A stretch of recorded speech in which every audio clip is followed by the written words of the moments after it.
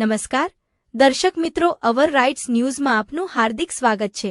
વડોદરા જિલ્લાના શિનોર તાલુકામાં રાજકીય ગરમાવો તેજ થયો છે।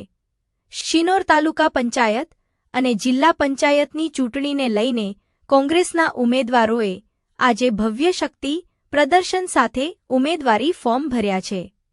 શિનોર તાલુકા પંચાયતની કુલ 16 બેઠકો પર કોંગ્રેસના ઉમેદવારોએ સત્તાવાર રીતે ઉમેદવારી નોંધાવી છે। સાથે જ સાદલી જિલ્લા પંચાયત બેઠક અને શિનોર જિલ્લા પંચાયત બેઠક માટે પણ કોંગ્રેસે એક ઉમેદવાર મેદાનમાં ઉતાર્યા છે। આ ભાજપની ભવાઈથી લોકો થાકી ગયા છે, એટલે અમારે ઝંડો ઉચકવો પડ્યો કે ભાઈ આપણે કોંગ્રેસ આવે, અમની સામે રહેવાનું જ છે ને રહેવું પડશે।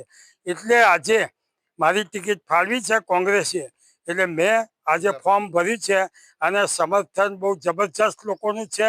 અને રેલી સ્વરૂપે માલસરથી શિનોર આવી અને અહીંયા આગળ આવીને ફોર્મ ભર્યું છે અને ફોર્મ અહીં ભરીને આપ્યું છે।